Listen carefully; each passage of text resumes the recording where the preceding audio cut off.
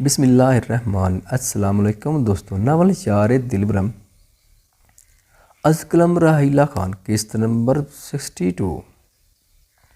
وہ اداسی بالکنی میں کھڑی تھی. پچھلے ویک سے شمس خان رات دیر تک واپس آتا اور صبح اس کے جاگنے سے پہلے ہی چلا جاتا. روشن صبح اٹھ کر اس کو نام پا کر اداسی ہو جاتی. وہ بخوبی جانتی تھی کہ شمس خان اگنور کر رہے، پر کیوں؟ الیکشن کے بعد اس کی ذمہ داری مزید بڑھ گئی تھی جن میں وہ بری طرح مصروف ہو گیا تھا، اور وجہ بی جان روشانہ کے سوال بھی تھے جن کا وہ فی الحال کوئی جواب نہیں دے سکتا تھا. میت کے بعد سب کی نظریں اسی پر جمی تھی کہ وہ اتنا پرسکون کیسے ہے. اس لیے شمس نے خود کو بے تحاشا مصروف کر رکھا تھا. ہاسپٹل، سرکاری اسکول، کالجز اور دو تین سڑکوں کو پروجیکٹ پر وہ کنسٹرکشن کمپنی اور انجینئر سے مسلسل میٹنگ کر رہا تھا.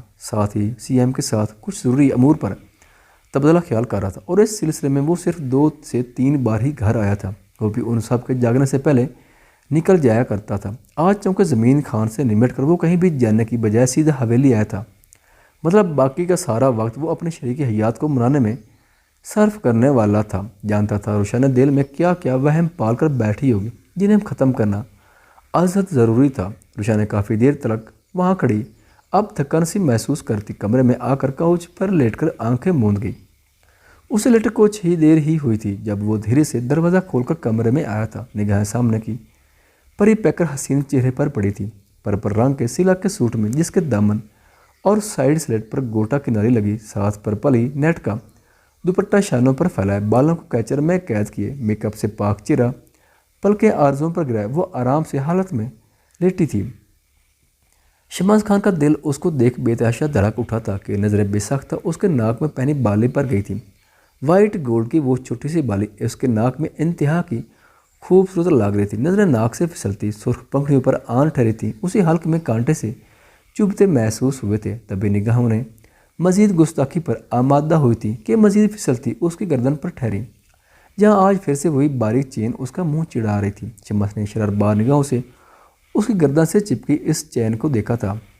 اس کے منع کرنے کے باوجود اس کو اپنے نزدیک ترین کر چکی تھی. جبکہ شمس نے واضح لفظوں میں کہا تھا وہ کہاں برداشت کر سکتا تھا اس کے علاوہ کوئی بھی چیز روشانہ کے قریب ہو، اور وہ تو اس چین کو گردن سے لپٹائے ہوئے تھی. گویا شمس خان سے ناراضگی جتانے کی خاطر اسے گردن کی زینت بنایا گیا تھا.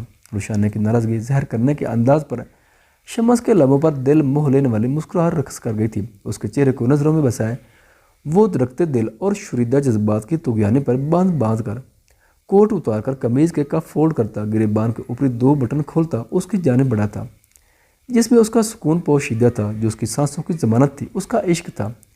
جانے انجانے میں وہ اسے بہت زیادہ تانگ کر چکا تھا کہ اب دل پر ایک بوجھ سا محسوس ہو رہا تھا. اس کا کملایا چہرہ شمس خان کو بری طرح بے چین کر گیا تھا. شمس خان لب بھینچے اس کے قریب آیا تھا. استحقاق بھری نگاہیں اس کے شعائیں بکھرتے چھراپے پر جمی تھی. وہ دونوں ہاتھ پیٹ پر رکھ کے سکون سے پڑی اس کا سکون گھارت کر گئی تھی.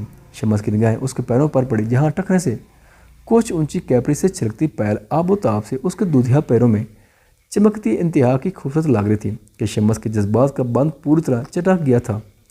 وہ سراپا قیامت بنی سامنے کھڑے وجود کو شکست خوردہ کر گئی تھی کہ دل میں مچلتے جذبات شمس خان کو بری طرح قید کرتے اس میں شدت بھر گئے تھے. جب بھی وہ شبد کھو کر دائیں بائیں ہاتھ رکھے اس پر کسی گھٹا کی مانند چھا گیا تھا.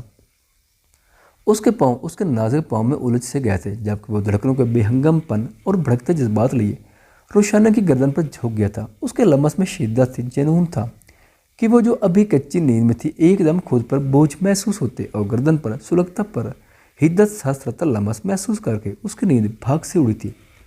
اس نے سرخ ڈوروں والی نگاہوں سے خود پر جھکے شمس کو دیکھا تھا جو اس کے جاگ جانے پر اس کے شانے پر لاب رکھتا، اس کے بالوں میں چہرہ چھپا کر ان کی خوشبو سینے میں اتارنے لگا تھا.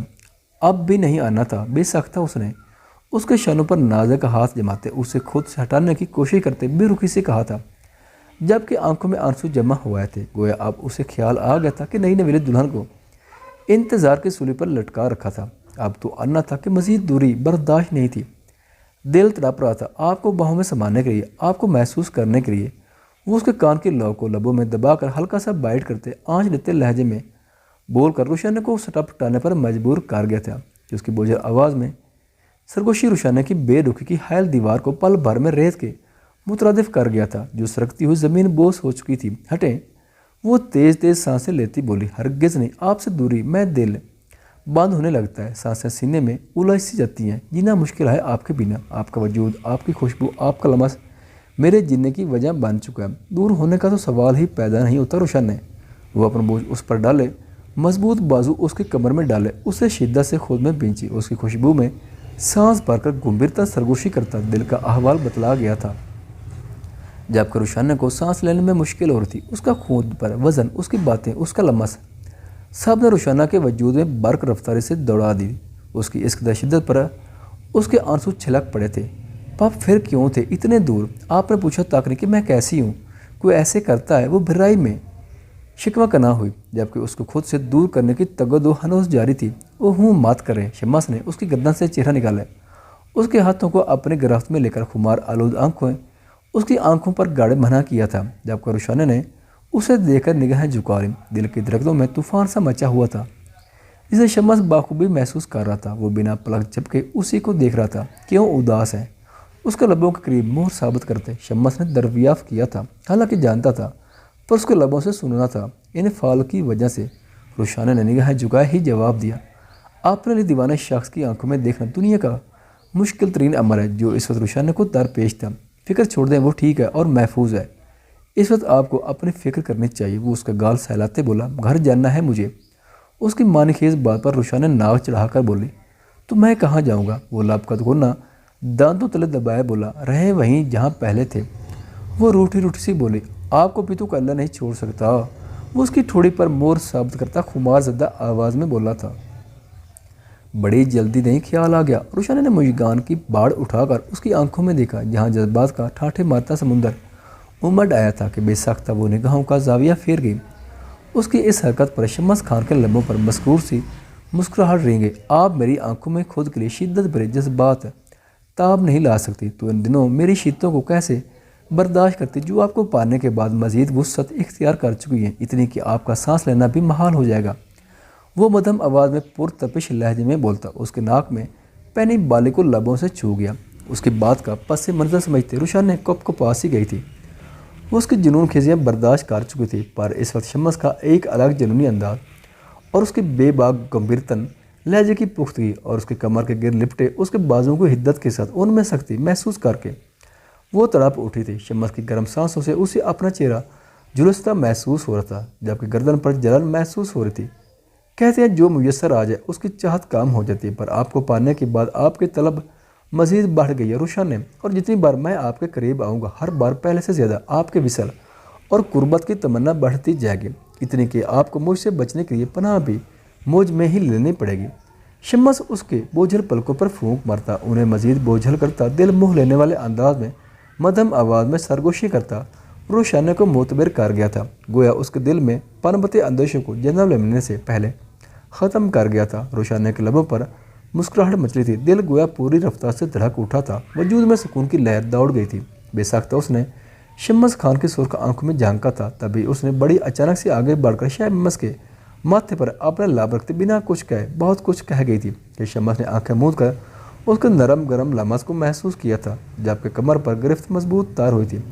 کچھ لمحے یوں ہی سرک گئے تھے، جبکہ شمس نے آنکھیں کھول کر بڑی اچانک سے اس کی سانسوں پر پہرا بٹھا دیا تھا کہ اس کے اس عمل سے روشانہ کی آنکھیں پھیلی تھیں، اس کے سینے میں شمس کی دہتی سانسیں اترنے لگی تھیں، جبکہ روشانہ کے ہاتھوں کو شمس نے اپنے بائیں ہاتھ میں جکڑ کر اس کے سر کے اوپر سے کوچ پر پن کر رکھے تھے۔ شمس اس کے لبوں کی نرماہٹ محسوس کرتا اس کی گردن پر پڑی چین کو دانتوں میں دبا کر ہلکا سا کھینچا تھا کہ روشانہ کی سس کسی نکلی تھی، یہ پہن کر آپ مجھے بری طرح ڈسٹرب کر چکی ہیں، آپ جانتی ہیں نا کہ آپ کے اتنے نزدیک میں رہنا چاہتا ہوں، یہ بے جان چیزیں بھی مجھے آپ کے قریب قبول نہیں، پھر یہ حماقت کیوں کر؟ روشن نے شمس نے اس کی کلر بون پر دانتوں کا دباؤ بڑھاتے سرد لہجے میں استفسار کیا تھا، جبکہ روشانہ کا دل سوکھے پتے کی مانند لرز رہا تھا۔ اپنی گردن پر اس کی بیڈ کی بے تحاشا چبھن سے وہ محسوس کر گئی تھی کہ شمس کو اس کا یہ چین پہننا پسند نہیں ہے۔ وہ میں شش غلطی تو کر چکی ہیں آپ، مجھ سے ناراضگی جتانے کی خاطر اسے پہن کر شمس نے اس کے لبوں پر انگلی جما کر اسے خاموش کروا کر کمر پر حرکت کرتا ہاتھ اس کی شرٹ کی زپ پر لے جا کر جھٹکے سے کھینچ چکا تھا کہ روشانہ نے سخت سی آنکھیں مینچی، تبھی شمس نے اس کی چین کی हुक खोलकर उसकी गर्दन से जुदा कर चुका था। उसके अंदाजे के मुताबिक रुशाना की गर्दन पर चैन का सुर्ख निशान वाज़ेह था। शम्स ने सख्ती से लाभ भींचे और उसके बालों को मुट्ठी में जकड़ा। आपके पूर्व पर मेरा हक है, तो क्या सोचकर आपने खुद को तकलीफ़ दी? वो बालों पर गिरफ्त सख्त करता, उसकी गर्दन के निशान पर अंगूठे से सहलाता, थरथराती आवाज़ में बोला कि बेसख्ता रुशाना के मुंह से सिसकी निकली, लबों को गोया सी लिया था। शम्स ने बगौर उसके पैवस्त लबों को देखा था। नेक्स्ट टाइम अगर नाराज़ हूँ तो अच्छे से रेडी हो जाइएगा, मनाना मेरा काम है। वो इस पर से उठता, साथ खींचकर उसे भी उठाया था और झटके से उसे बाहों में भरे बेड की जानिब बढ़ा। नहीं जानना मुझे वहाँ। रुशाना ने उसकी गर्दन में चेहरा छुपाया, मैंने मिनाए आपको मनाने के लिए काऊ छोटा है। शम्स ने लब दबाकर कहा था कि रुशाना ने मजीद उसमें सिमटी। जब भी वो उसे बेड पर लिटाकर उसके ऊपर छा गया था, कहा क्या कर रहे है? अपने वजूद से दुपट्टा सिरकते देख वो बुखला कर बोले, हमारे बेटे को लाने का प्रोसेस कंटिन्यू कर रहा था कि मैं कभी इधर उधर हूँ तो आपका दिल बहल जाए। वो मखमूर निगाहों से उसे देखकर माने खींच से कहता, मुकम्मल उस पर दस्तरस जमाता, रुशाना की ज़ात में गुम होकर उसे दुनिया बुलाकर खुद तक मुतसिल करता, अपनी ज़ात में बुरी तरह मदगम कर चुका था। ख़वातीनो हज़रात, वीडियो देखने का शुक्रिया। अगर वीडियो पसंद आए तो चैनल को सब्सक्राइब करें और साथ ही बेल के आइकन को लाजमी प्रेस करें ताकि आपको आने वाली वीडियोज़ के अपडेट सबसे पहले मिल सकें। खुदा हाफिज़।